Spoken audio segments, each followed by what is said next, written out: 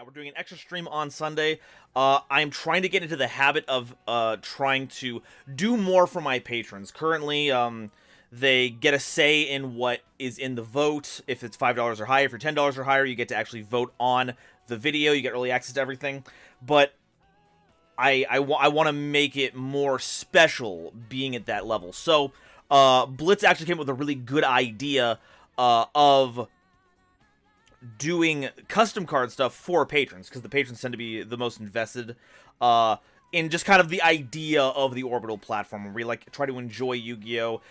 In a whole bunch of its forms, and one of those is custom cards. You might have remember a few months ago we did a few streams about that on my patented Nova scale.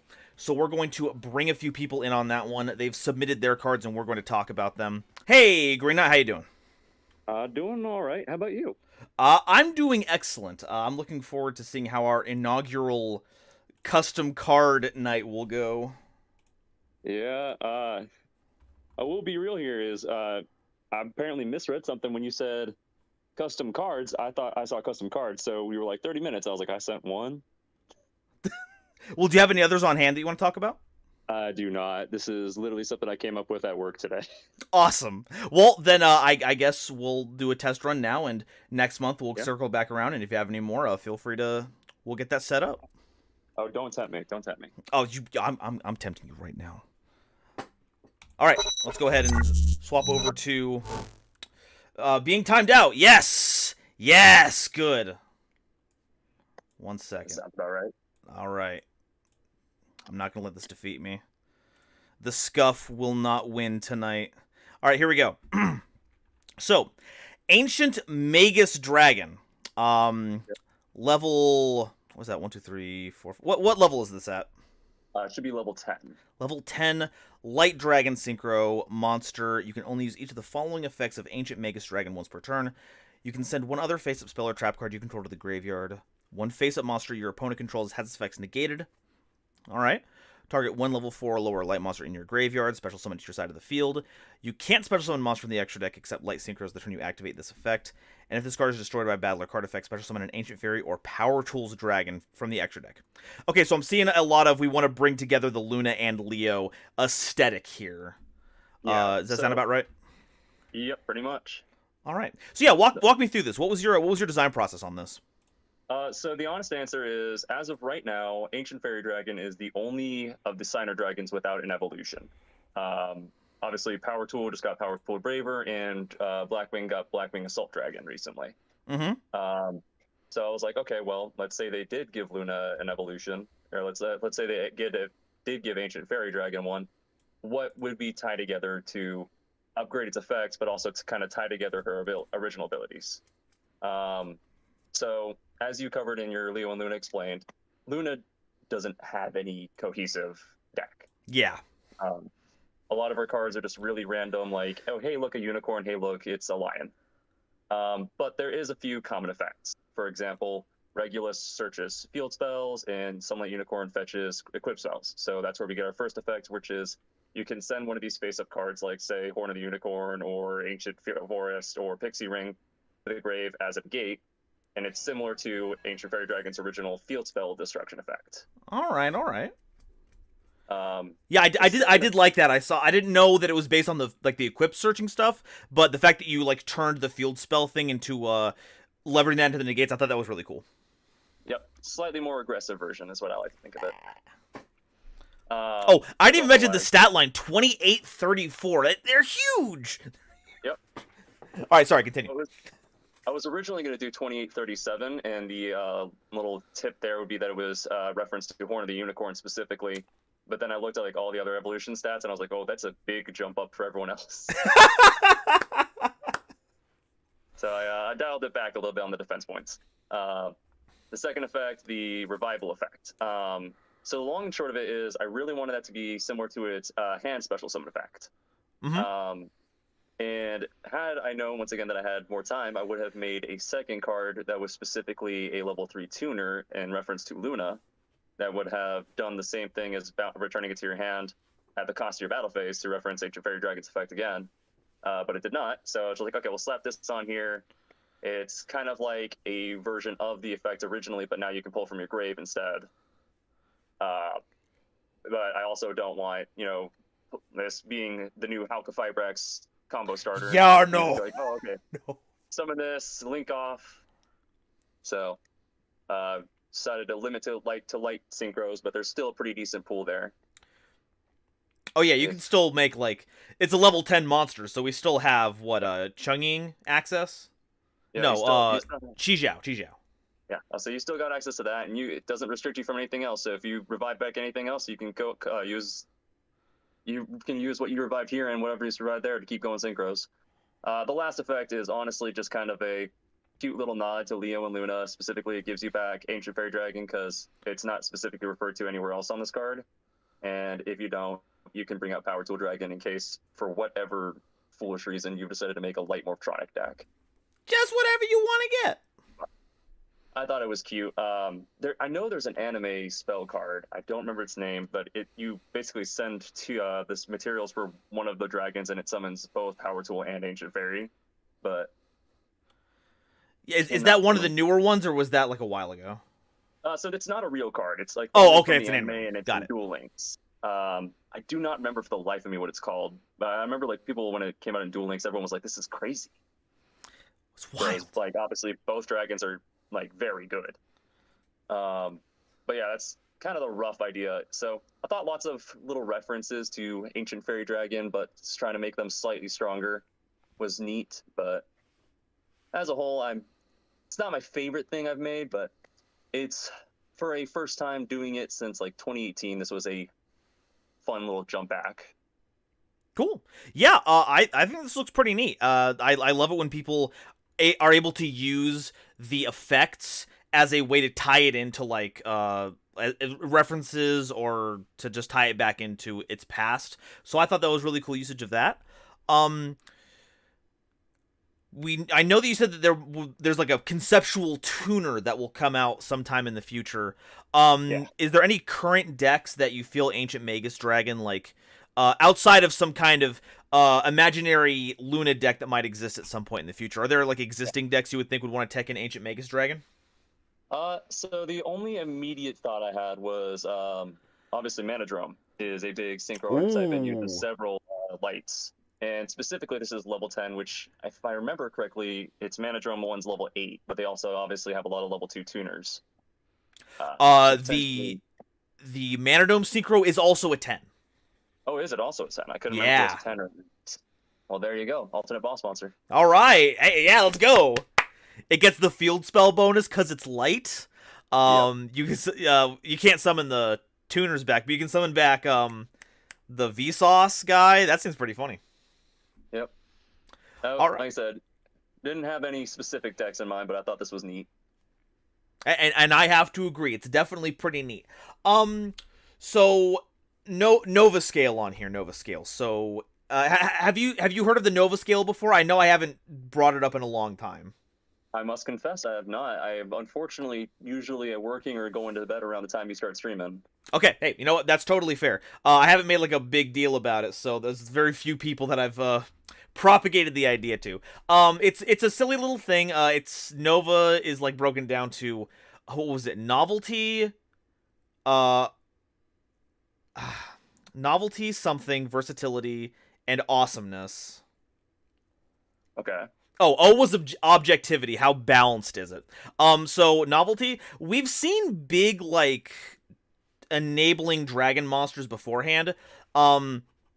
So I don't know if the concept of Ancient Magus... Obviously, it's being done in a novel way, but we've seen something like this, so I think this is about like a 3 out of 5 on that one. Okay. Objectivity. It's a powerful monster, but I've got to give this like I think I have to give this a 5 out of 5. Like it seems pretty balanced. It does some cool stuff. It puts some useful restrictions on there, and the problem-solving card text on here, I don't see any problems with it, which is what factors in there. So I think that's pretty good. So that's definitely a 5 on that one. Versatility. It's not seeing play in everything, especially because of the restrictions there, but there's enough good light tuners, and just just other synergies with sending spells and traps to the graveyard to get their effects, and then also get to negate something seems pretty good. I think that's a 4 for me on that one. And awesome. I think it's awesome to see more Luna stuff because we don't have any, so that's another 5 from me. So that's 5. Yeah, 17 out of 20 on this one. This is a very solid card. That's a pretty good first starting score. I'll take it. Alrighty. Okay. Was there anything else you wanted to add while I got you here? Not specifically. No. I'll let you jump back and get the next person. All right, wait, Green Knight, thank you so much for submitting, for joining in tonight. Thank you for your Quasar commanderliness. And I will catch you on the Discord, okay? Yep, sounds good, man. Alrighty, bye. Okay, so we've got Herbal's cards. Performable Dashing Direwolf is a rank 4 Dark Beast Xyz monster with 2,000 attack and 1,200 defense, requiring 2 level 4 Performapal monsters as material. If this card is Xyz summoned, you can special summon a Performapal monster from your hand. As a quick effect, you can detach an Xyz material from this card, then target 2 face-up cards, 1 from each side of the field. Destroy them, then if you destroyed a Performapal monster card, ooh, that's good, monsters you control gain attack equal to the destroyed card's level or rank times 200. Okay, so this seems like a pretty... You know what, let's go over all of these real quick. These might go together, so I want to make sure I get a whole, the whole spectrum of cards on this one. Get the whole picture.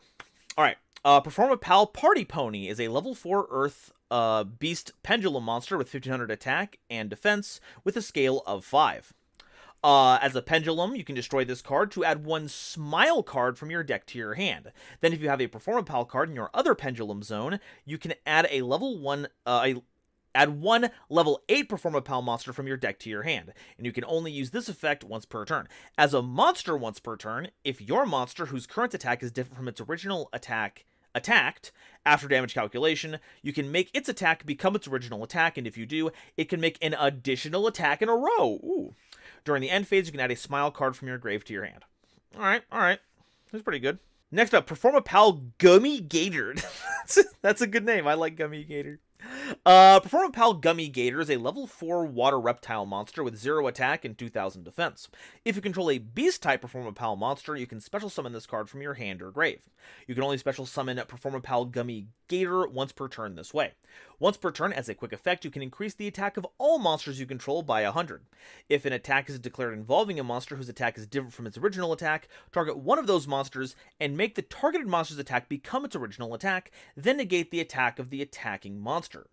You can only use this effect once per turn. Okay, so I'm seeing a theme here. There's like some Smile cards that are just attack power or that care about that, and that is what these are facilitating.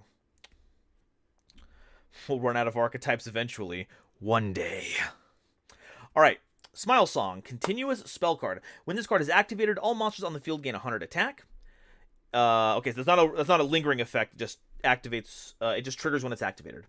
If a monster you control who's with attack higher than its original attack would be destroyed, you can make those... Oh, wait, no, so if the monsters you control with attack higher than its original attack would be destroyed, you can make those monsters' attack become its original attack instead. Okay, you can only stop the destruction of each differently named monster you control once per turn this way. If this card is sent from the field to the graveyard, you take no damage for the rest of this turn. Alright. Performapal Pendulums is a battle trick focused deck originally, so this makes sense. We're going back to the roots. Okay, so as a whole, what do all these cards do? We have a Diamond Direwolf Retrain, which I think is actually pretty sick. It still performs the same function as Diamond Direwolf, though it can pop any 2 face-up cards you control, not just the tri-types. So that's pretty good. And what I like here is that it says if it destroys a pendulum monster card. Now, this is an important distinction here because it doesn't say a Performapal monster. It says monster card. This means that if you pop one of your Performapal pendulum scales treated as a pendulum spell, this will still trigger the effect. You can just pop Dashing Direwolf by itself, and that will cause 800 points of burn damage, but you can pop a scale instead of losing Dashing Direwolf.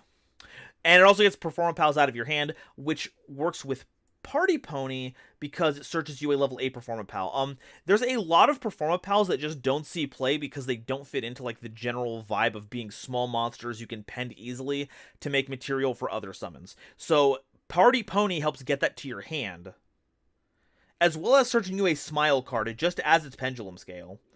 And then as a monster, it helps facilitate additional attacks and gets you back your Smile cards. I'm pretty good with that.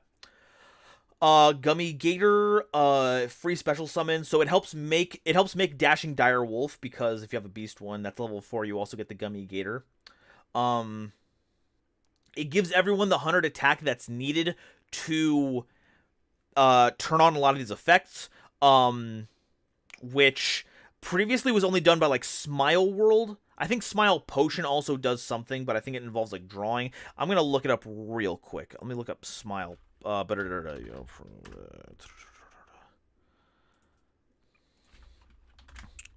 Normally I'm really good at talking out of my butt, but this time I want to make sure I do a little bit less of that. Okay, Smile Universe is the one that summons a whole bunch of monsters and gives your opponent life points.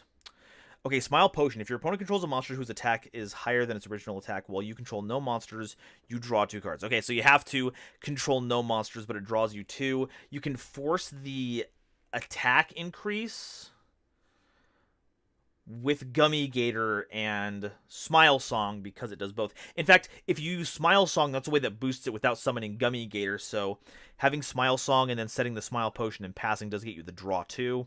Smile World is the card that gives 100 attack for each monster currently on the field to every monster, so that's another way we can trigger that. And there's Smile Action, which is just a big ol' word soup. A big word slaw, if you will. So, also Party Pony searches Performapal Smile Sorcerer. It searches a Smile card. Okay, that's pretty cool. Let me reread Smile Sorcerer real quick if it has anything good. If a monster you control whose current attack is higher than its original attack is destroyed by, I think I can just do this here. Okay, here we go. That way we're not just looking into the blank void. Monster you control whose attack is higher than its original attack is destroyed by battle. You special on this card from your hand. Okay, so that's a big level 8 dude. Oh, there's the level 8 monster that goes with goes with Party Pony. You could search this with Party Pony's first effect, but you could instead search this instead if you have another Performapal card in the other Pendulum Scale. Okay. If this card is normal or special summoned, you can add a Smile spell or trap from your deck to your hand. If every monster you control is a Performapal or Odd Eyes monster or a Magician Pendulum monster, woof. And this card's current attack is higher than the original attack, you can draw cards equal to the number of monsters you control whose current attack is higher than their original attack. Also, you can't special summon monsters for the rest of the turn.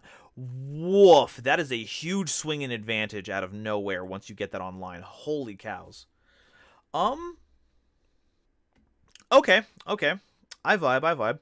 Okay, so Dashing Direwolf. Its novelty score.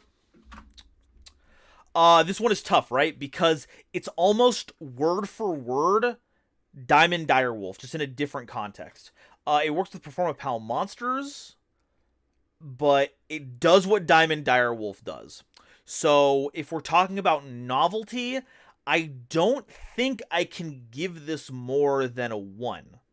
That's not bad. As I say every time I do the Nova scale, not all of these things having a high score necessarily makes it a good or bad card. These are just like those this is less of like although I frame it as like a 0 to 20 scale.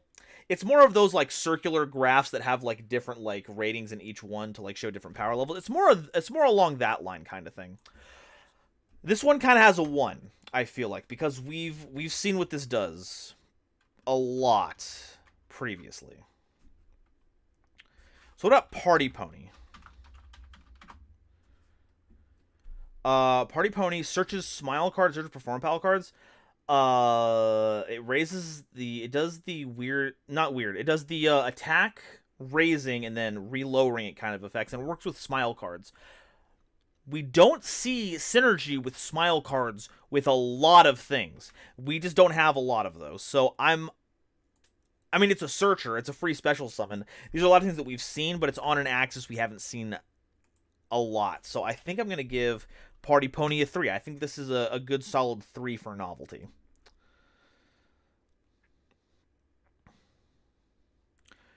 Oh, we're just on Discord? Yeah. This is just, I guess I have this off screen. I don't know how to share, unless I do, like, screen share.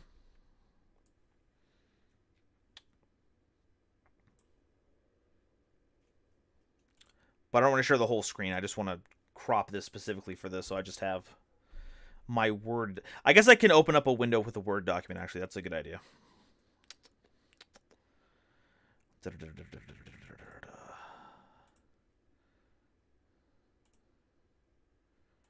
Here we go. Okay. There we go. There we go. Now we're all on the same page here. Okay. So Party Pony's a 3. Gummy Gator. So free special summon, gets our material. Also does the setting up the attack power across everything to utilize the smile cards. I don't know where to put this that doesn't get in the way of anything at the moment. I want to put it over chat. It's over here.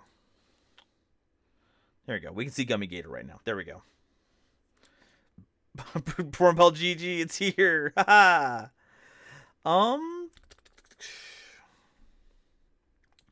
They're involving a monster. So it does an attack negate. This one's a bit more, I would say, a bit more novel than Dashing Direwolf, so I'm gonna give that a 2 on the novelty. Okay, Smile Song. Yeah, I agree that it would be cool, but just worth them. But when this card is activated, all monsters on the field gain 100 attack. If a monster you control with attack higher than its original attack would be destroyed, you can make those monsters' attack become the original attack instead. You can only stop the destruction of each differently named monster's return. If this card is sent from the field to the graveyard, take no damage for this return. I'm gonna give this a. Let's think here, because it's that same like give attack to everything thing that's very specific to the smile cards. It gives protection, like a replacement protection thing, but not. Like, the way it does it is pretty different. And then it prevents damage if sent to the graveyard, which is a retaliatory thing that we've seen on some cards, but not a lot of cards. I'm going to give this a 3 as well. I think that's pretty standard. Pretty like, mid-range on the novelty stuff. Okay, so. Objectivity. Is this card balanced? Is it worded well? I would say so. You get a pendulum, a Perform Pal monster out of the hand, which is fine. It's a quick effect pop, but we've had Dryden-esque things for a while now. Especially because you have to give up one of your own cards. I think that this is perfectly fine, perfectly reasonable.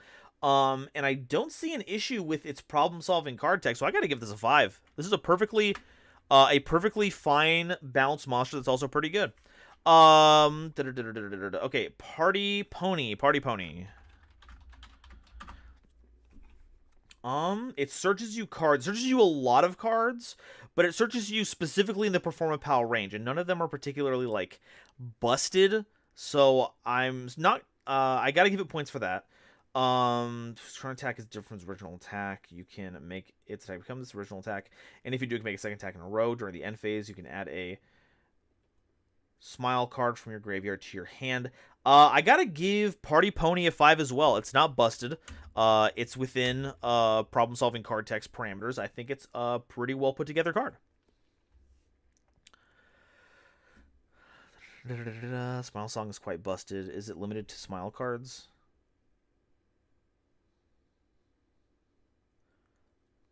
No, Smile Song can work on any card.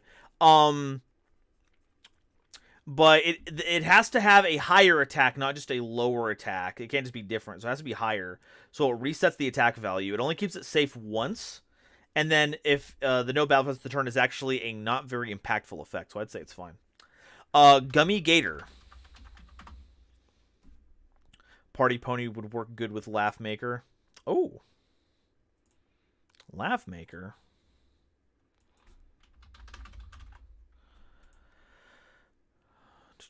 Opponent controls monsters. Current attack is higher than the original attack. You gain 1,000 life points.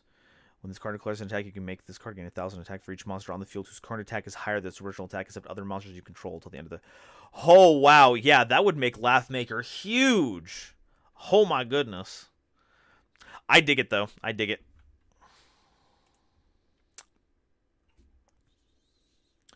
Okay, let me get this pulled back up here. Okay, so Gummy Gator, free special summon conditionally, activates the attack power. No, it doesn't attack. Does it? Oh yeah, it does activate the attack increase power. That's good. And then it keeps an attack stopped. Once again, that's a 5. Perfectly balanced, perfectly fine. Pretty good enabler, but doesn't go overboard. And then last is Smile Song.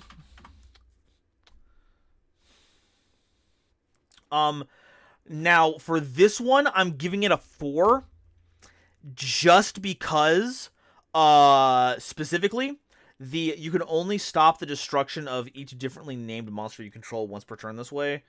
I don't believe that's correct problem-solving card text. I think that you would say, like...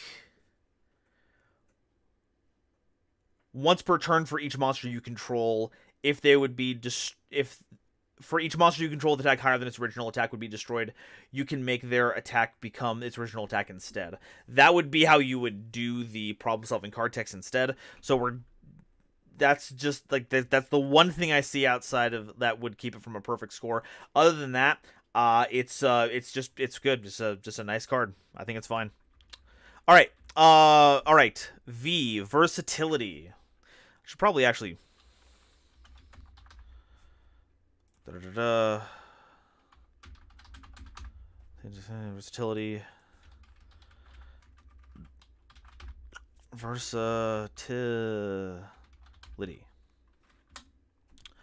Okay, versatility. So, Dashing Direwolf. That gets a 5, no doubt.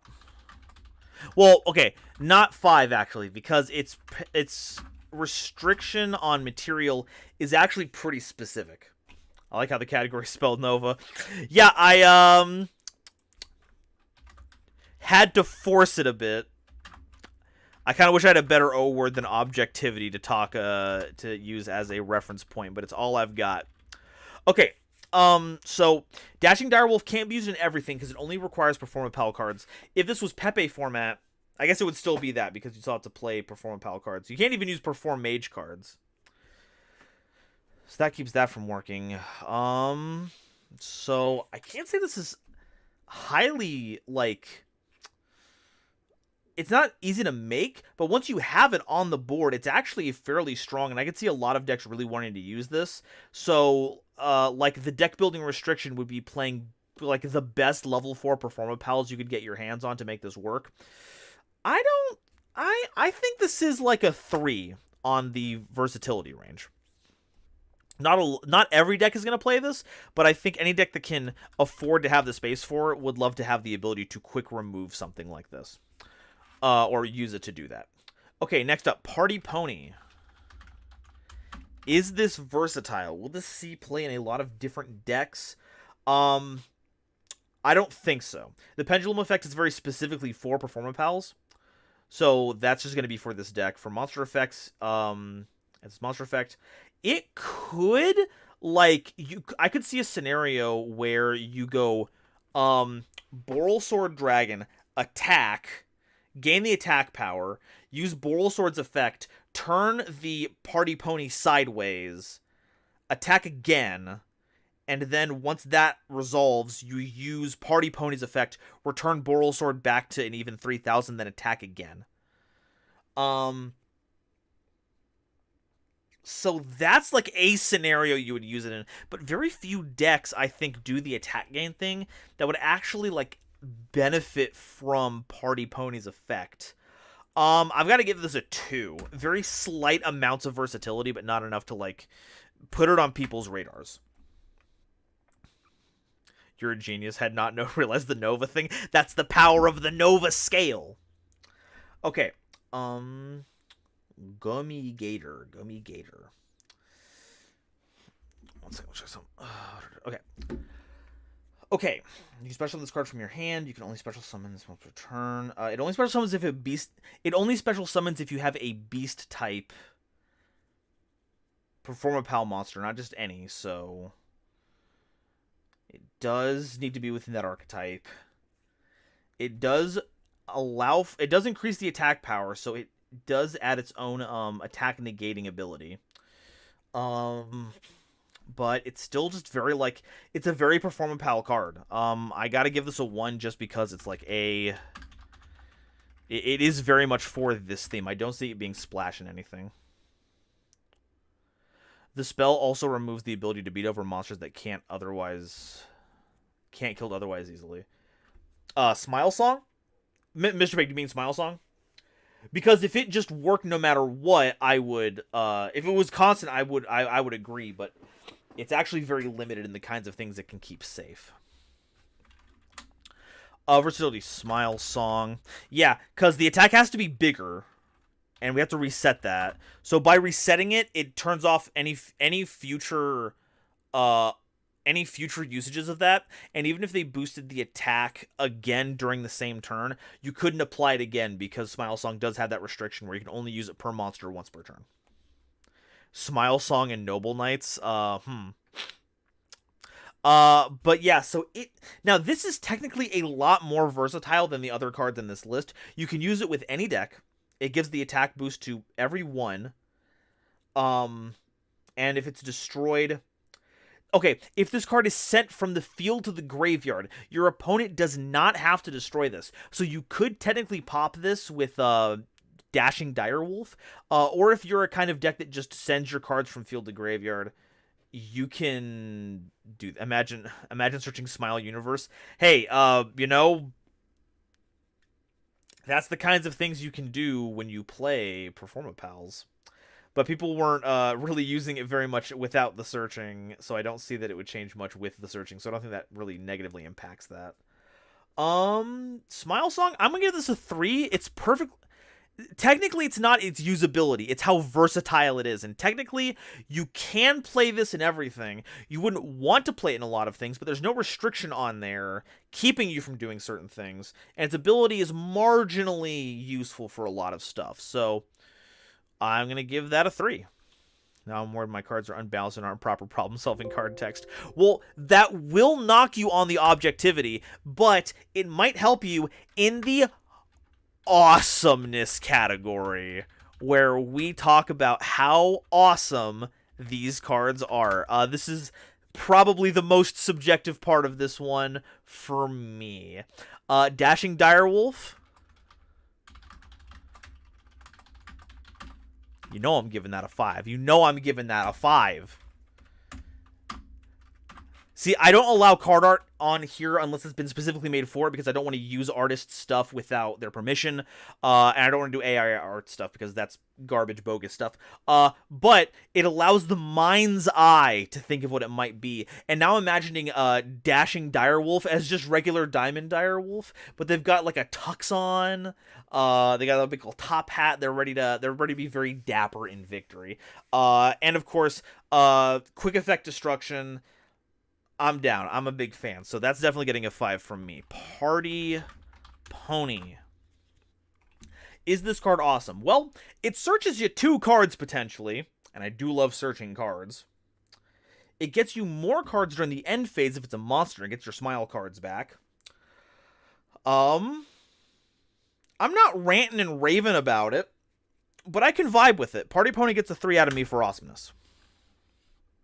I can't hear Party Pony and not think Percy Jackson. That's a Percy Jackson thing? What? Okay, Gummy Gator. Gummy Gator. Once again, another facilitating card. It does some funky stuff. Okay, you know what? Actually, I forgot that Party Pony gives extra attacks. We're gonna give that a 4. The 4. Gummy Gator's getting 3. It does protection stuff. It uses the attack thing. It's getting a 3. It's all right. I vibe with it. Okay, and then Smile Song.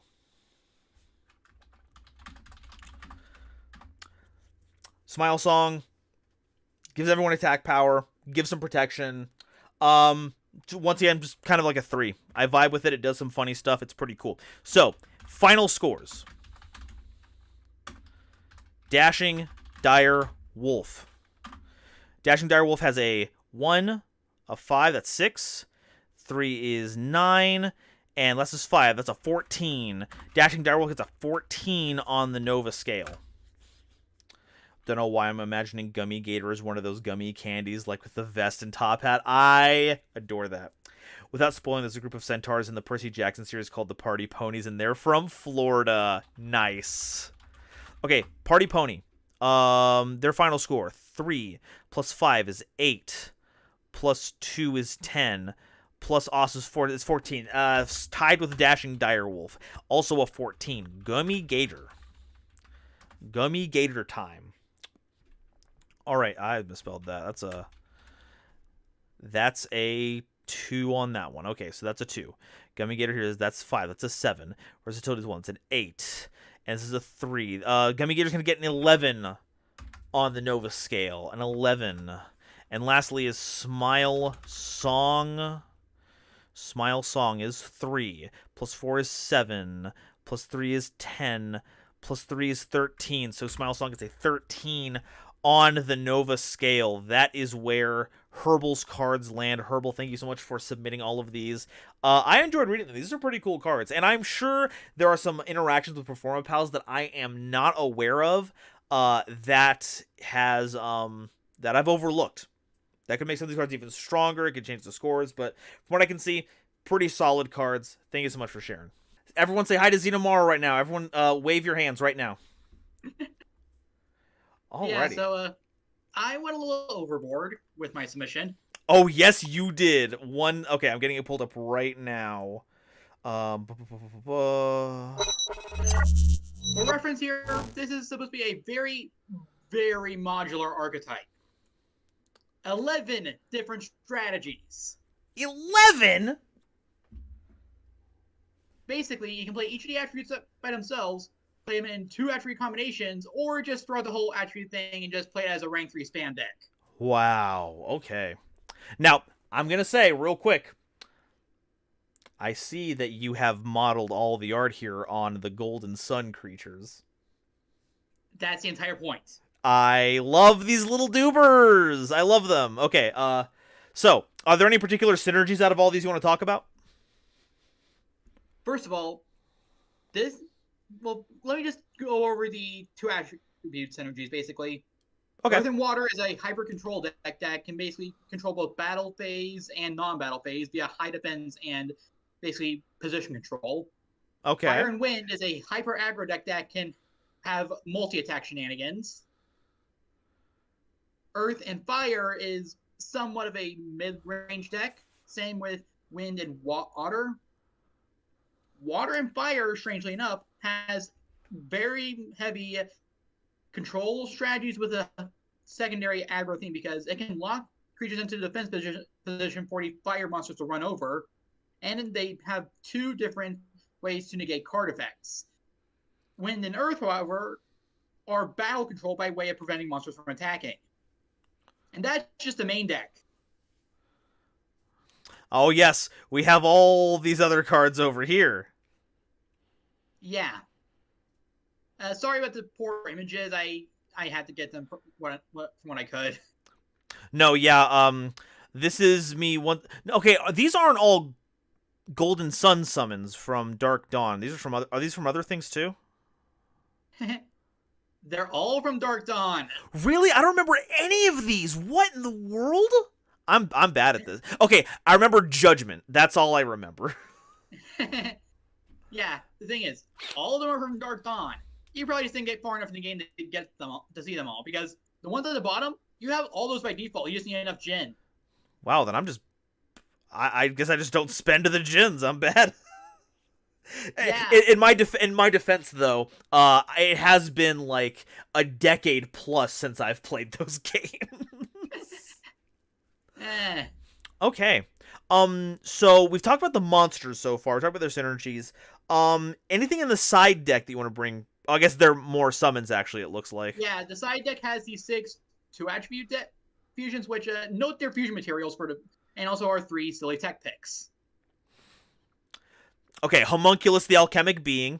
It changes its attribute, which goes along with all of these synergy imps requiring different attributes, right? Yes, but also note the 2-attribute fusions.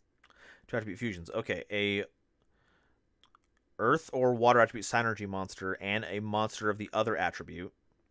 So it doesn't have to be another synergy imp monster of a different attribute. It just has to be another, like, if you have the other attributes. Okay. So, for example, if you use an earth synergy imp, you have to use a water monster. And then you just make Homunculus water to cover for that. Yes. Sick. Or you can just transmute an imp into Eldorado. Yeah, they're just everything. Yeah, I mean, it's literally a 1-to-1 transmutation with the additional cost of a ritual spell. I dig it. Okay, so we've talked about the monsters here. I see a number of spell and trap cards here. What are these cards meant to do? The lighthouses and mountains are basically meant to be like attribute-based palette swaps of each other. They're my main way of saying you do not want to play all of them at once. Got it. The rocks are meant to help with spamming out imps. The lighthouses are meant to help recouping costs for their special summon effects. Meanwhile, the 4 that are on the far right and the one at the very bottom, those are basically ones they want to play in every single deck. Yeah, I see Synergy Crystal has like an ability that changes depending on attributes of you control. So depending on what version of the deck that you have, it does different stuff. Yes. Cool. By the way, the Synergy Crystal is the main part of the multi-attack shenanigans and Fire Wind. Fire increases the attack, and then the wind effect specifically. Increases attack weapon for every wind attribute monster control, and it gains an additional attack during the battle phase. All right. Now check the effect of Kite. Where can I find Kite? It's in the wind. Kite. Okay, there we go. Once per turn, you can send one wind attribute monster or one synergy monster from your hand to the grave, and if you do special on this card. Once per turn, you may target one of your attack position monsters. If you do, shift this card to defense position, and if you do, it can attack twice. Okay, so it's another attack. Yes. Well, okay then. Multi-attack shenanigan. So many shenanigans. Anyways, unsealing and fusion. Unsealing have a secondary fusion effect that you can use to help get out your fusion monsters. That's pretty nifty. Then there's Resonance, which is, well, basically Resonance, Unsealing, Fusion, Crystal are all meant to be in multiple decks. And Opera House is basically a reference to not only the Golden Sun Dark Dawn trailer, but also a optional location in Dark Dawn. Now, does Opera House help summon a big chandelier dragon? It can all be fetched material. Okay. Said the chandelier dragon is actually our water earth fusion. Hello, Crystal Lux. How's it going? Yeah, I'll admit he's my favorite. I mean, it looks rad as hell. It looks so sick. Okay. Yeah, but oh no, go ahead. Yeah, if you want an example of the, let's see. If you want an example of the Earth Wind battle phase control, look at Chain and Doldrum. Chain. Okay, so Chain. Monsters your opponent controls in the same column as this card lose 500 attack. Okay. So just as this card. Okay. Yes. And it can't attack. Doldrum. Okay, Doldrum. Oh, that would be in Wind. Okay, got it. Monsters your opponent controls in the same column as Doldrum can't declare an attack. All right, so we're just locking down those zones, or rather, yes, their ability to do things in those zones. Yes. And the thing is, Chain and Doldrum make for excellent anti-Mech Knight cards. I have now summoned to your zone. Why can't I move? What is happening? a little little imp goes, hello. Oh no, no attack for you. Oh. Let's see. Then there is Brand and Rhyme, which are essentially fire and water versions of the same effect. Rhyme, your opponent can activate cards or effects in response to this card's activate. Once per turn, you can discard to negate the effects of one card your opponent controls. Okay. And what was the fire one? Brand. Once per turn, discard 2 cards, negate the effects of a continuous spell or trap card your opponent controls. And okay, yeah, no, nifty. Yep. Yeah, so I can see. And also, so go ahead. The mono attribute fusions also have effect escalation on their end. Attack twice. Battle phase, declare attack, and then judgment. This card can attack while in face defense position. If it does, no, move. Let me read it. This does apply to defense. Can attack twice. This card gets for every earth. Oh my goodness. Yeah, that effect is the same for every 4 material mono attribute fusion, except it's for their respective attributes. Oh, they are the boss monsters. Got it. All right. Also, check Meteor. Meteor. Okay. Monster. 1 synergy. Tiamat deals piercing battle damage. All of them deal piercing battle damage. Oh, sorry. Ooh, I messed up there. That's a typo there. Sorry. So it should say Meteor. Okay. Yeah, sorry, that is a typo. Also, it's supposed to be... Oh, I messed up that card text. It's supposed to be the entire field that gets wiped. All right. Just get him out of here. Yeah. We don't want him anymore. Yeah, it's an escalation from Kieran popping 1 to Tiamat popping 3 to Meteor popping all 5 rows. That's pretty sick. Mantis. Yeah, Mantis, you missed out. The Golden Sun games are sick, and I believe we were talking about, someone brought up that it was a shame we haven't got another one. It is. The attacking twice thing, that is specifically inherent to the mono Earth fusions.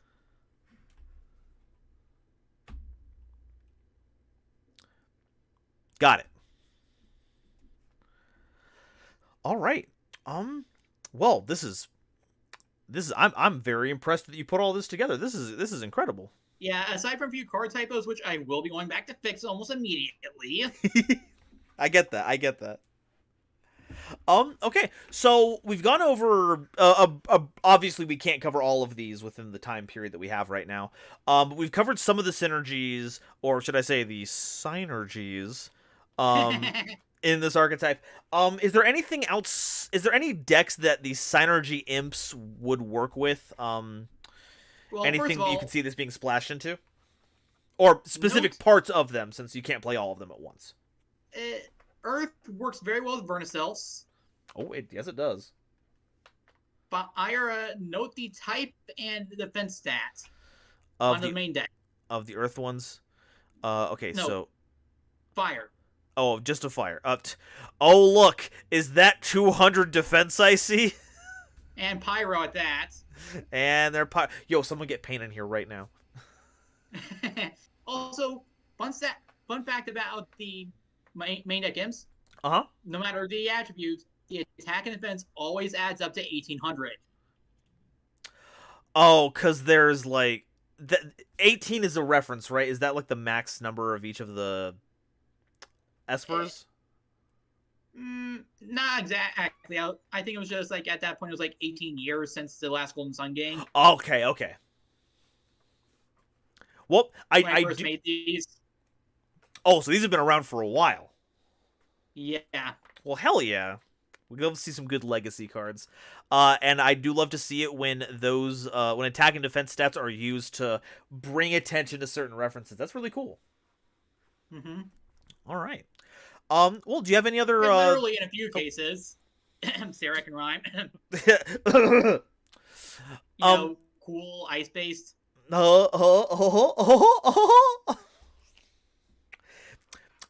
Zeno, you have slain me with your punergy.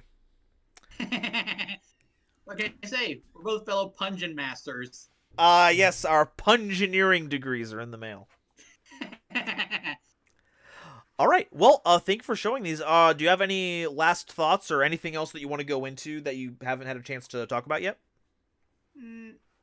Not exactly, but do note that the double attribute fusions are meant to be like a toolbox they can access. They aren't meant to be the main show of the deck. They're meant to be a toolbox. Okay, yeah. So you get a little extra utility for splashing into different stuff. Yes. Now, if you don't mind, I have some card text to go fix. All right, sounds good. Well, thank you so much for stopping by and submitting it, and hopefully I'll see you next month for another one of these thingamabobs. I'll be keeping the stream up though, so I'll be watching. Sounds good. Well, take care. Thank you again for all the support that you've shown to myself and the Orbital platform. And I will catch you later. Okay. Okay. So we've got 2 from Marluxia. Bond of Gusto, quick play spell card. If you control a winged beast Gusto monster, special summon a psychic Gusto from your deck, but its effects are negated. If you control... Oh, Mr. Pig, thank you so much for following here on the Orbital platform. Thank you for deciding to check in. I hope your research does well here, and I hope I'll see you around.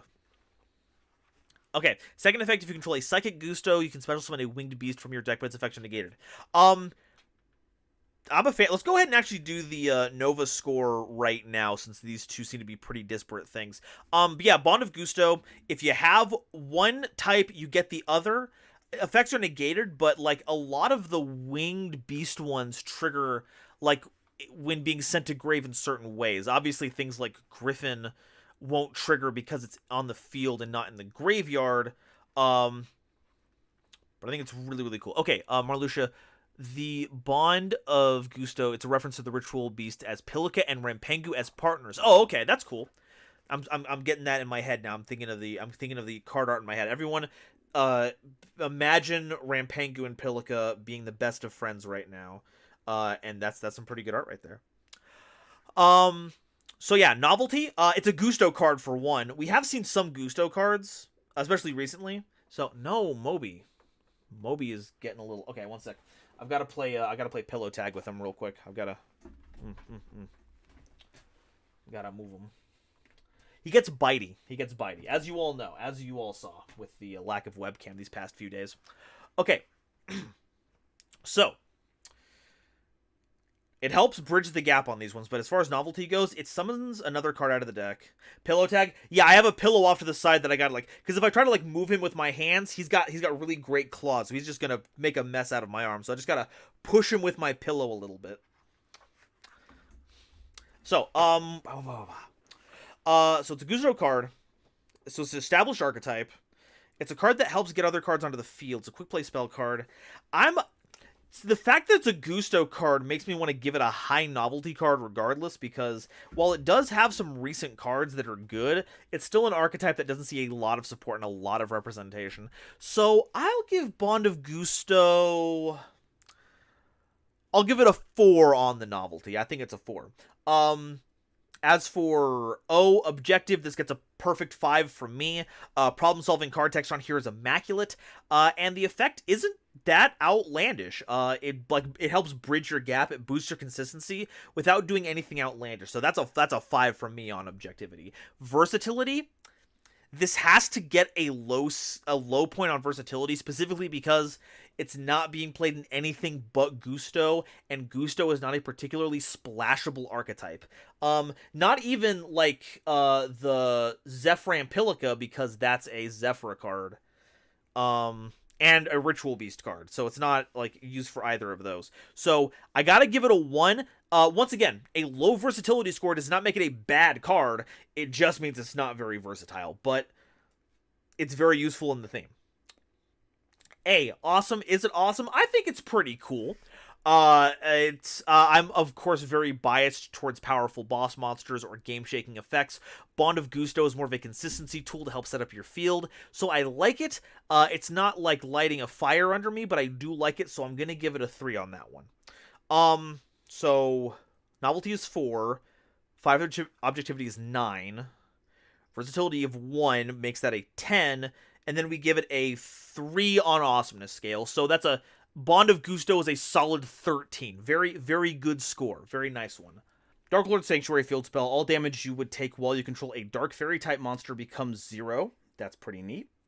If you control no monsters or your opponent controls more monsters than you do, you can special summon a Dark Lord monster from your grave equal to the number of monsters your opponent controls. Whoa! Oh, okay. You can only use this effect of Dark Lord Sanctuary once per turn. If you control a Dark Lord monster, you can pay 2,000 life points to send Dark Lord monsters from your deck to the grave equal to the half the level of a Dark Lord monster you control. Woof. As for Dark Lord Sanctuary, it's a reference to Sanctuary in the Sky, so it's supposed to kind of look like that, except dark and fallen, and also has more power than that card to reference Fallen Paradise, and Dark Lords winning the war against them. That's pretty cool. Okay, so the damage negation is very interesting here.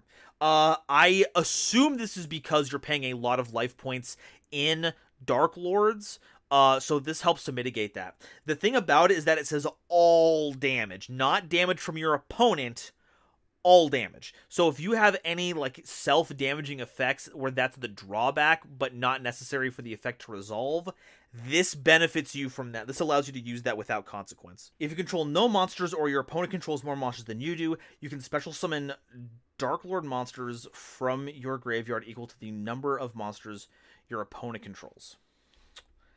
At first I thought that didn't work, but like there was something weird about your controlling no monsters, but I think I misread that. So, how was your talk with the IRS? I can't go on record about anything like that. Okay, so you have to control no monsters. Your opponent has to control more than you. This would imply that your opponent has to require monsters, to use it. But I guess you don't necessarily have to say that as long as like the effect says that it has to be up to the number of monsters your opponent controls. So I think this is fine from a problem-solving card text situation.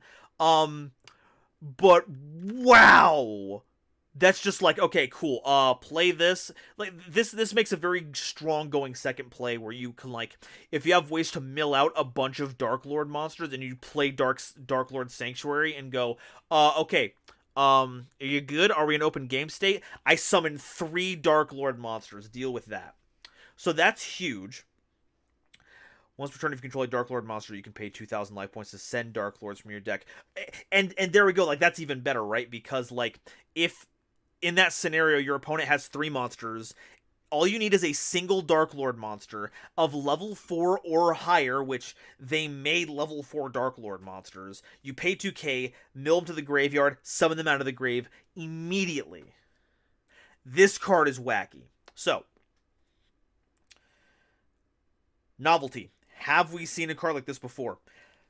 Some of these effects, kind of, but I feel like this is definitely enough different. Plus, it's a Dark Lord card, which we definitely don't get a lot of support for.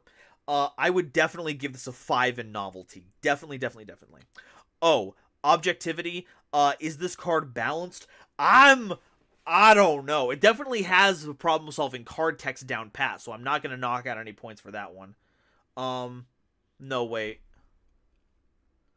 It does it. Okay, Dark Lord Sanctuary says once per turn, but it doesn't say. It doesn't have this effect tacked onto that last one.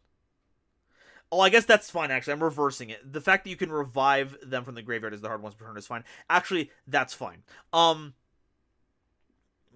Really hecking strong, though. Holy cow. Is it busted, though? See, the fact that all of this is kind of keyed into Dark Lords. And while Dark Lords are strong, they kind of need the help. So this effect you can have multiple times. Yeah, technically the second effect you could use multiple times in a single turn if you played a different Dark Lord Sanctuary, like over the first one, but I don't think that's too wild. This one being multiple times per turn would have been absolutely outrageous, but this one does have the hard once per turn on that one. Bowmains, is it too late to send in? Yes, we are almost, well, we're covering one more person after this. So we are done. But if you are a patron, make sure that you join because we're gonna do this next month, and then we'll do this, and hopefully I'll have a bit more like leeway on this. We could probably make a better day out of it. Hopefully, we'll see. I'm gonna do my best to. Hopefully, we can have like, and maybe we can have more days, right? Because I know there's a lot of people in Europe who wouldn't be able to sit through this because this is taking place like past midnight for them, and I want to make sure everyone gets their chance to show off cards. Okay, so objectivity. I'm going to give this.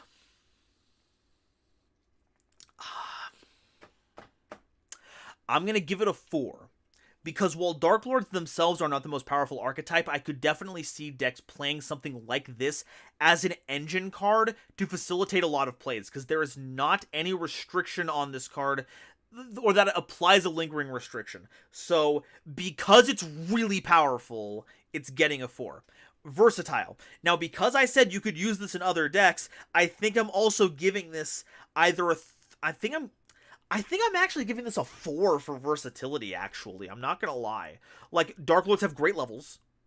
So being able to summon them, like, if you have a whole bunch of them in your graveyard and you summon them and then do any other kinds of plays, I could see a deck running this as kind of an engine. And if you're playing a deck that includes Dark Fairies, like Despia, then that just helps insulate you against damage. That's really funky. So... yeah, I gotta give this a 4 too. And awesome, it's pretty awesome. Like folks, this card is outrageous. Also, damn shit to say Dark Lord said Dark Fairy. Yo, yeah, that's why I had to mention that Despia was something that could, like, out of nowhere just randomly use this effect. If you have a Luber on board, you're not taking damage. If you have if you have Maximus on... I think Maximus and Ad Libitum are fairies, because they're in the main deck. But yeah, the point is, they are safe from... they keep you safe from damage. So that's a 5, a 4, a 4, and a 5. That is an 18 out of 20 on the Nova scale for Dark Lord Sanctuary. Absolutely impeccable score. Marluxia, I think you nailed this one out of the park. It's really good. You get to scream, Lore! Hello everyone, Golden Nova here, coming at you with another wave of that dark, dark lore from the Dark, Dark Lords. It's these guys. And I know that might seem like a really weird pun for all of me to say, but all of you to hear me say, but what can I say? I'm a bit of a nerd. How do I do the MatPat like 2D pose right here? Just like clip this and have it like wiggle around like this a whole bunch for a whole episode. Okay, let's do Great Big Pilk really quick. I think I only had like one card, and it is like 1 a.m. for them. So let's go ahead and we'll do this real quick, and we'll let Chibi go on in here. Okay, I did try to, well, the mentality was I was just trying to acknowledge exactly what Assaultic's issues are, and the short answer is, where do I start? yeah. Okay, well, the first thing sorry, I'm not exactly the most literate person, especially if I'm on the spot like this, but let's just go through the effects one at a time as they appear on the card here. Like, first things first, this card's name becomes Assaultic Polari when face up on the field. All right. The reason for that, I went with it, good grief, make Ursatron a little bit easier to summon, because in testing it, it actually does a really big... it's a really big deal for your advantage, actually, if you can make that. Mm-hmm. Because it will search every time you special summon anything at all, and we get a lot of grief for actually running it, because it doesn't benefit you immediately, but then I say, you see that as though special summoning in Assaultic is difficult, you know? Just a tad, yeah. I mean, you do have to neg yourself out something I cannot mention on stream, more than likely, but yeah. It's okay. We can say wazoo here. We're fine. Yeah, you neg yourself out the wazoo to actually make the special summons, but aside from that, it just gets you back that cost immediately. But in any case, becomes a Assaultic Polari when face up on the field to facilitate Ursatron a little bit better. And a design space I noticed with, well, everyone has noticed it actually, which is often filled by Righty Driver, is that Assaultic does not need its normal summon. So,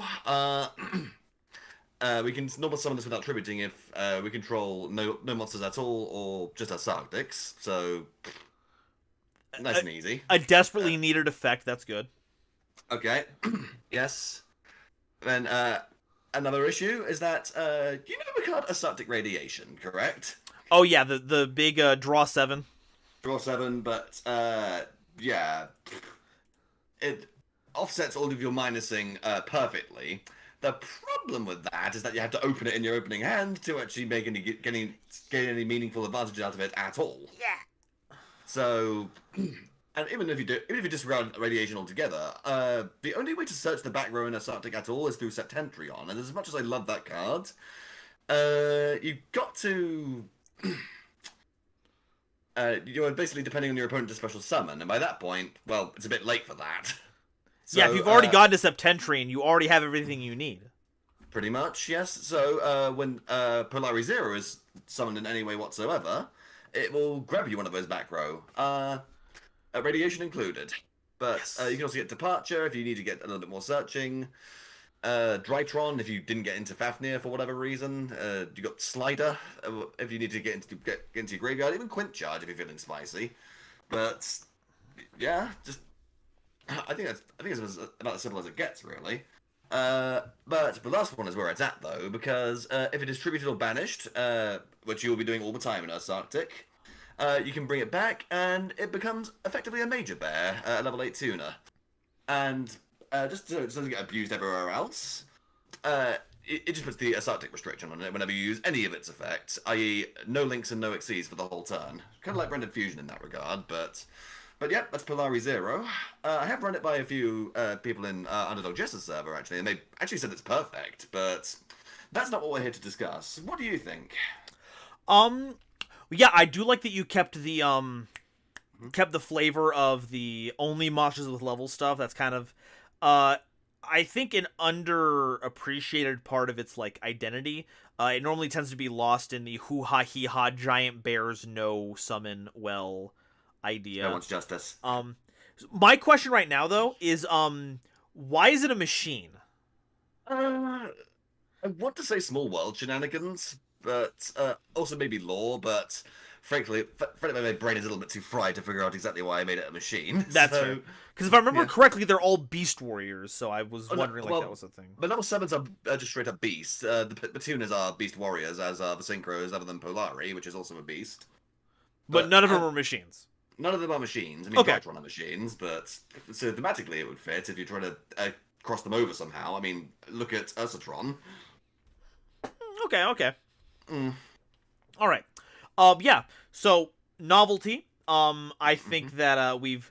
It's part of an established archetype already, so by dint of that, it's already something we've seen before. But Earth's Arctic by themselves are such a unique archetype that I have no problem giving this a 5 out of hand, because the wild Earth's Arctic shenanigans are something that I'm down for, and we don't see a lot of them, and we need to see a lot more of them. God, I love this archetype with all my heart. It's kind of like despots to you are Asartic are to me, basically. But, That's awesome. Yeah. I keep learning new things about you. How dare you? Sorry about that. But Darn! I It's hate learning about people who I care about. Dang it! in any case, it is vexing how piss poor it is, economy-wise. But No joke. yeah. Okay, so objectivity. Once again, this would be a really busted card in any other archetype, but because it locks you so much into Earth's Arctics, it does a lot for it without being supremely splashable. So I can't knock points off for being overpowered.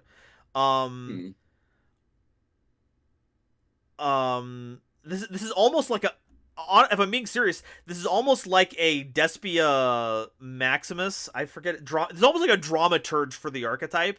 Yeah. What about that circular? I don't know. Oh, and circular because it searches you your cards. So yeah, there's a lot of things here that are really powerful in other archetypes.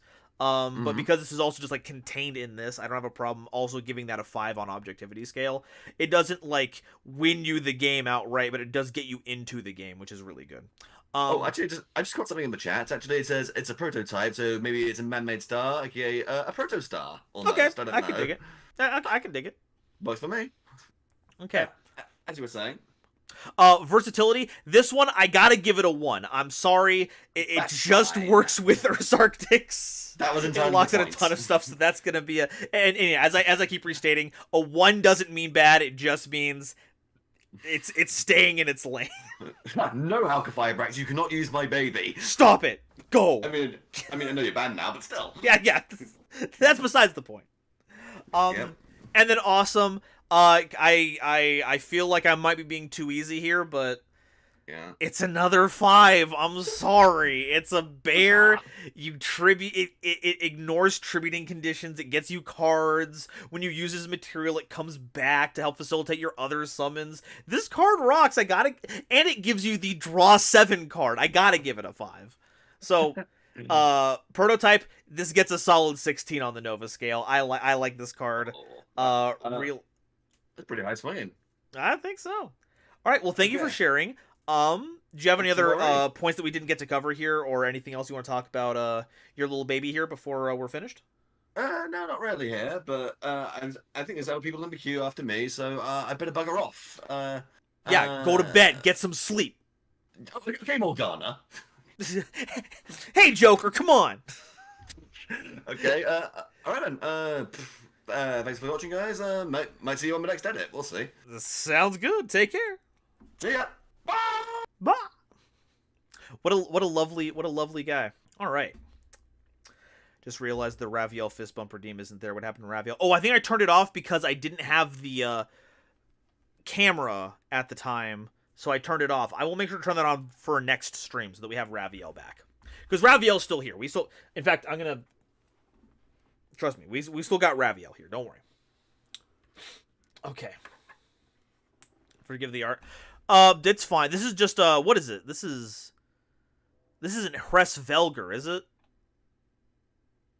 No, this isn't Hres Velger, but still, it's good. Anyway, so let's go ahead and get this started. We're probably going to go a little over time on stream a bit, but it's okay if it means we get to talk about some cool cards. So, first up, we have TG Sonic Fiber. Yes, okay, it's fine. It's okay. It's okay to use existing card art if you want. I don't care about that.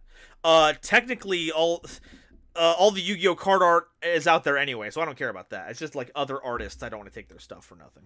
Anyway, TG Sonic Fiber, a Link 2 winged beast monster with 1300 attack, requiring 2 monsters, including a TG monster. Pretty splashable.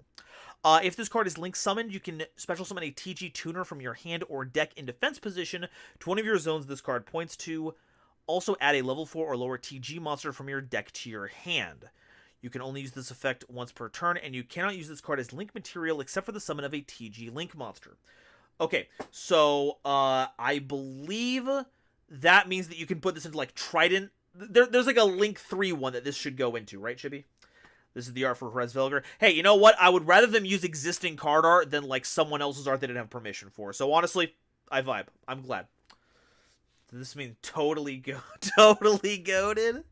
No, not more totally cards. Trident Launcher, thank you. So I assume that means this is supposed to go into Trident Launcher, especially because you're summoning a TG tuner from your hand or deck to this zone. So you can immediately go into Trident Launcher with this. And then you add it from deck to hand. Oh, and that sets up Trident Launcher. It puts one in your... Ooh, go... Okay, I think I know. Because if I remember Trident Launcher correctly, you have to summon a TG from your hand, your graveyard, and your deck. And part of the problem is that you don't have a TG in hand to use the effect with. So, is the idea that this sets up Trident Launcher? Hi, Hulk 2. This do kind of be Hulk 2, because it doesn't put any, like, generic restrictions on there. And all you need is a single TG monster to tune this into. This is wild. This is a funky card. Alright, okay. So, exactly. Okay, cool. So I keyed into the idea here. So, novel. Is this novel? We don't see a lot of TG cards, but like it does something that we see a lot of cards. People in chat are already calling this Halka-Fibrax too. So I think that like speaks to the fact that it's not like the most original card, but it's still for like things like TG. So I'm going to give this a 3 for novelty. This is just kind of like a cool, interesting card. It does things we've seen before in a similar way. At the very least, it's not generic. It's kind of generic though. You still have not that generic. Yeah, it's a little more. That does give it points in another category though. Next up though, we have objectivity. Is this card well worded. It looks, the problem solving card text on here looks pretty good. There's some like capitalizations that could be fixed, but like that's whatever. It's fine. The point here is that everything is formatted correctly. Is it a really powerful card? I think it might be a little overpowered, so I'm gonna make it a 4. But that just means that it's really powerful. So it's a 3 on objective, 4 on objectivity. Versatility. Is this card versatile? Folks, I'm giving this card a 5 in versatility. If all you need is a TG monster and more to play with this card, and it just sets up Gauntlet Launcher for synchro monsters that I am sure... Like, one second. Okay, I gotta double check, I gotta double check Trident Launcher real quick. I need to know. Trident Launcher. This card is link summoned. You can special summon 3 TG monsters. Okay, so TG Launcher locks us into TG monsters. So that's if we use that. But there's gotta be a way to utilize this outside of going into Trident Launcher. There's gotta be.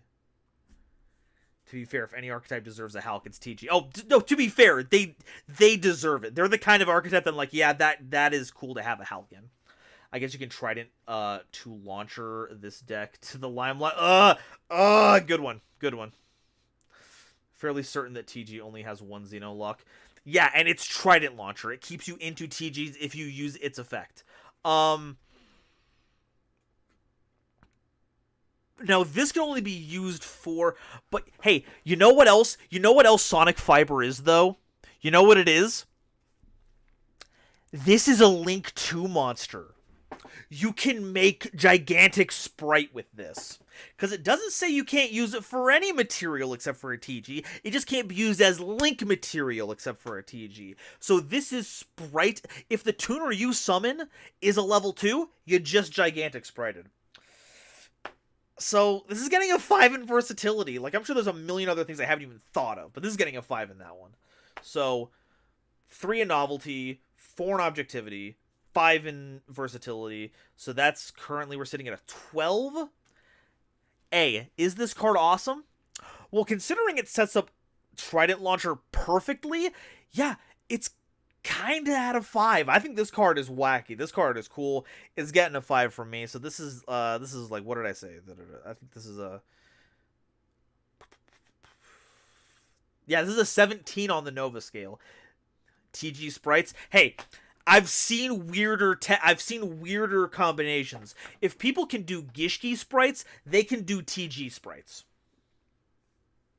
You know what they say, birds of a feather flock together. Try not to sprite yourself. Perhaps that was just the missing link in TG's link summoning chain. Could be. I mean, this bridges the gap for where they desperately needed it, because I believe they do not have a Link 2 to go into a Link 3, and Trident Launcher's big issue was that it's just so resource intensive to make. This solves that problem. So this is getting a 17 on the Nova scale for me. Okay, Assault Guardian, another Link 2 monster. Okay, Assault Guardian is a Link 2 Earth Warrior monster with 1300 attack, requiring 2 effect monsters, including one that mentions Assault Mode activate in its text. So it can use the Assault Mode monsters, but it can also use all the support made for Assault Mode monsters. If this card is Link summoned, you can reveal an Assault Mode monster and a level 3 or lower tuner monster from your deck. Special summon the revealed tuner, but its effects are negated. Also place the revealed Assault Mode monster on the bottom of the deck. This effect of Assault Guardian can only be used once per turn, and for the rest of the turn, you can only Link summon. Once using this card and the summoned monster as material. I mean, I've recently heard about Ojama Runic, so I'm fairly certain anything will work.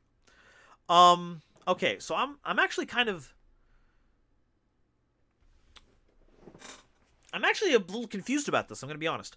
If this card is Link summoned, you reveal an Assault Mode monster and a level 3 or lower tuner from your deck. Special summon the revealed tuner, it's negated. Also place the revealed Assault Mode monster on the bottom of the deck. I don't... So you get the Assault Guardian and you get a tuner, essentially. So it's kind of like Sonic Fiber. This is a turn. For this is the turn, you can only link summon once using this card and the special summon tuner. Maybe... I don't know what this is for. We only get one link summon after this. I guess this also... What's the... Okay, this also gets us Trident Launcher.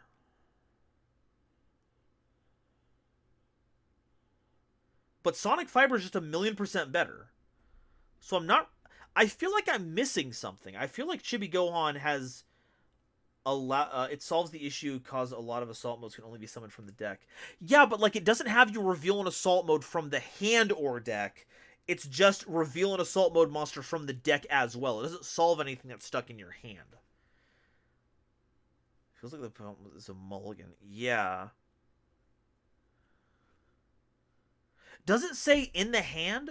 Maybe there's a typo here, because if this card is link summoned, you reveal an assault mode monster and 1 level 3 or lower. Yeah, like the problem solving card text here says that it should be from the hand as well. They're both revealed from the deck. Like reveal implies that it's from the hand, but it doesn't necessarily have to be. In general, what you would do for, like, if it was this way, you would say something like, take an assault mode monster and a level 3 or lower tuner monster from your deck, special summon the tuner, put the other one at the bottom of the deck. So, like, the problem-solving card text is iffy on this one, and it might imply that you're supposed to reveal an assault mode from your hand, but otherwise, this just kind of, like, doesn't do anything that Sonic Fiber doesn't do. I'm going to move forward under the assumption that this is supposed to work like Chad is saying, where this is meant to take an assault mode from hand and put it back into the deck, but that is going to knock some points in the objectivity area. Novel. Is this novel? Technically, we just saw a monster that does this job, but arguably better, and it's another Hulk, so I kind of have to give this a 3 on the novelty scale. Objective, like we said, there's a lot of confusion with the wording on the effect, which definitely knocks it. I've got to give this, like, I think a 2 on objectivity. Versatility, it's for any deck that has assault mode monsters. Okay, Gohan, are you supposed to reveal the assault mode monster in your hand, or do you also reveal the assault mode monster from your deck along with a level 3 or lower tuner? Because that's what's been getting me. Because the wording here only says reveal an assault mode monster and a level 3 or lower tuner from your deck. It doesn't say reveal an assault mode monster in your hand and a level 3 or lower tuner monster from your deck. So that's what's getting me on this one. It's a now Chibi Gohan said that it's for any deck that runs assault mode monsters, but in general, if you're playing assault modes, you're just playing like an assault mode deck. So I don't know if I can give this a high versatility score. I'd give it a I kind of want to give it a 3 because there are decks that run the assault mode engine, so I'll give it a 3 on that one. Awesome. I'll give it another 3 on that one as well. I'm not it should hand or deck for the assault mode monster. Okay. Then yeah, so that's gonna be the 2 on objectivity because it should say reveal an assault mode monster from your hand or deck and a level 3 or lower tuner monster from your deck. That'll avoid confusion and it'll be clearer about what this card is supposed to be doing. What was I saying? Okay, so novelty, that's 3. Objectivity is 2, that's 5. Versatility, we're doing 3 again, that's 8. And awesomeness, giving, I think I said like a 2. So this is a 10 on the Nova scale. We got a 10 on the Nova scale for this one. Okay, last card is Mayo Senju Fujin, a Link Yosenju monster. Alright. Requires 3 Yosenju monsters, can't be used as Link material. Oh, sorry. Mayo Senju Fujin is a Link 3 Wind Beast monster with 3,500 attack, requiring 3 Yosenju monsters as material. It can't be used as Link material. This card's Link summon can't be negated, and you can Link summon this card by sending 3 Yosenju pendulum monster... 3 Yosenju pendulum monsters from your deck to your extra deck face up. Also, for the rest of the turn, you can't normal or special summon monsters except Yosenju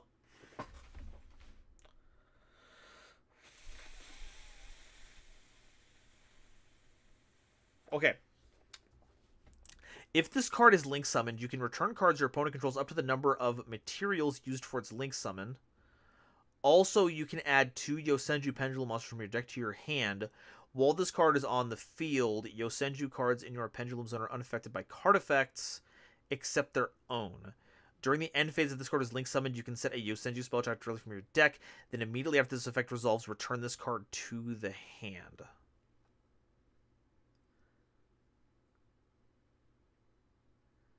This card is wild. Okay, let's reread this. So it can't be used as link material. Its link summon can't be negated like the other My Yosenjus. Link summon the card by sending 3 Yosenju pendulum monsters from your deck. Yeah, okay, yeah, it does do that. Also, for the rest of the turn, you can't normal special monsters. So you're locked into pendulums, but you do just get to Foolish 3 to get this thing onto the field. Okay. Okay. They're cooking. They're cooking here. If this card is link summoned, you can return cards your opponent controls up to the number to the hand, up to the number of materials used for its link summon, which would be up to 3 cards. A bit of strange wording on this one actually. It is specifically 3 material, not like 2+ or anything. So you would have to use 3. So you could just say up to 3 cards. Maybe it future proofs a future scenario where you could somehow use less material for its summon. Materials used for link summon also, and also you add 2 Yosenju pendulum monsters from your deck to your hand. So this gets you the left and right Shinshu gates, which can then pendulum summon the 3 Yosenju pendulum monsters. Okay, actually 1 second. We have to look at the Yosenju pendulum monsters real quick. Like, is this actually busted? The answer is yes, actually. I remember that the other My Yosenjus are also pendulum monsters. So you just set up your 2 most powerful monsters immediately. This is amazing. This is amazing. Okay. So you bounce 3, add the 2 My Yosenju pendulum monsters from your deck to your hand. While this card is on the field, Yosenju cards and pendulums are unaffected by card effects except their own, so it keeps your scales completely safe. During the end phase of this card is link summoned, you can set 1 Yosenju spell or trap card directly from your deck. Then immediately after this resolves, return this card to the hand. Okay. So, it says you can only link summon this once per turn, so you can't do this multiple times. Okay. Oh, I drew 5 hand traps. All right, let me casually go put all my boss monsters on the field anyway. Yeah, right. So, like Zen is being funny, but that's literally what you can do. You can run every hand trap in the game to keep yourself solvent. Keep your opponent off their guard, and then you go, okay, open game state. Just pick up your deck, send both the My Yosenjus and a 3rd card. Doesn't matter. A second copy of either of those. Send all those to the graveyard. Slap Fujin on board. Its summon can't be negated, so you can't strike this. When it hits board, you get to whoop 3 of their cards.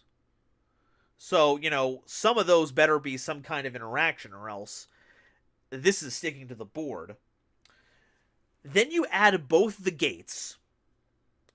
Play them.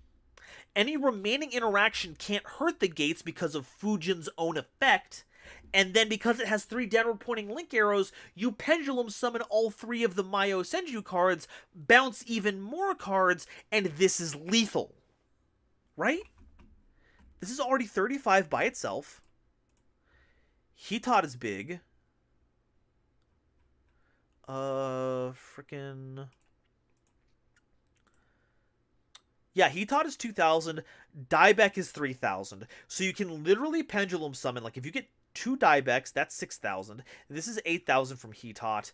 and Fujin is another 3,500. So that's 11,500 damage on a monster that can't be negated, whose summon can't be negated, who immediately sets up enough damage. And one's getting bigger from bouncing, right? Oh my god, Heatok gets bonus attack power, right? Oh my god. Okay. Okay.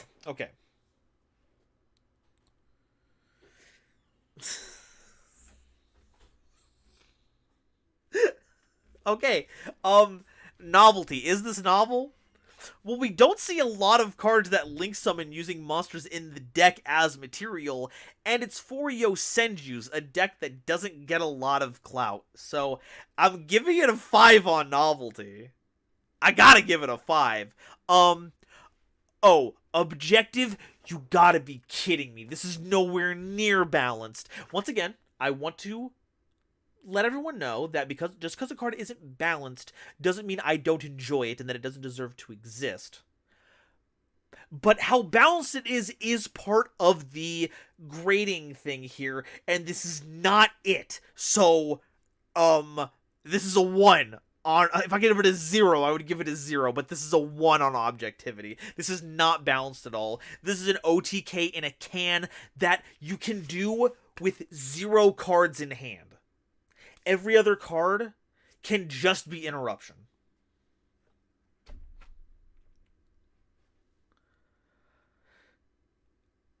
So, it's a 5 on novelty, 1 for objectivity. Versatile. Is it versatile? No!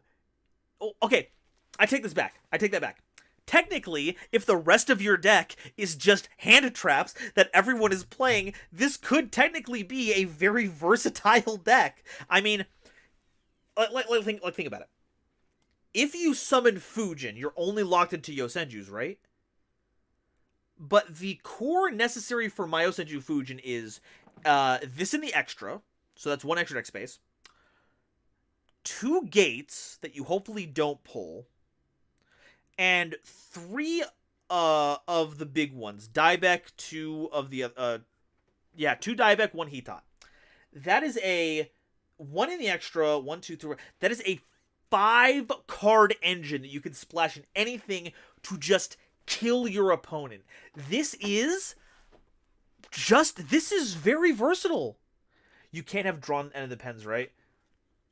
Yeah, you can't draw any of the pendulums for this one, so that would be, like, the limiter, but you could, like, play, like, even if it's a 10-card engine and you, like, double up on all the cards, you could, the other 30 cards in your deck can be whatever you want.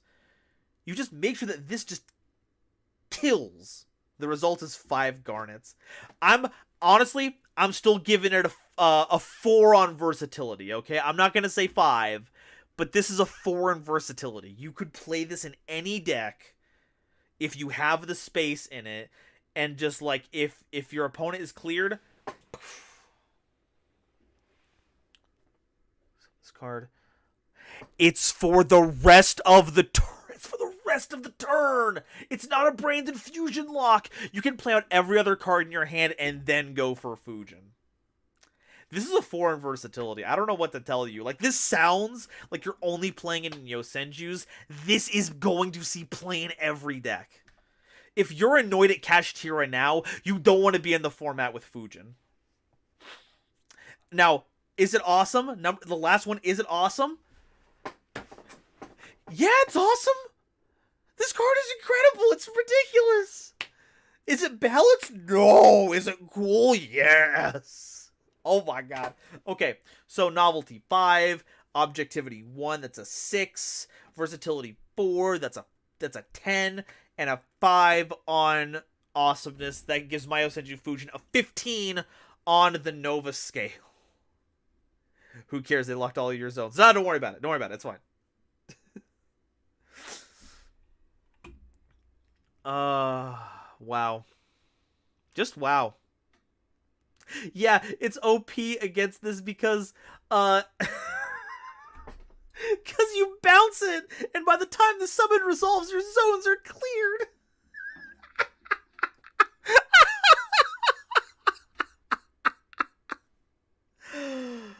Oh my god, I love this card. I unironically love this card. It's so great. Nova scale. Oh, I should add the Nova scale to the commands. Oh, that'd be pretty good to keep all of us intact. Well, if we had to end the night on anything, I'm glad we ended it on Mayo Senju Fujin, the most busted card of the night. Is it as ridiculous as the sheer versatility of Synergy? Kind of, yeah. Good lord, you don't even have to add the pens from deck to hand. It's just a 3-guy. Okay, but like you have to if you want to pendulum something out of your extra deck. Like to get the value out of it, you need. I guess you could just do it as like a board breaker if you wanted to. So technically, yeah. Wow. Okay, so thank you all so much for watching. This was really fun. I really enjoyed this.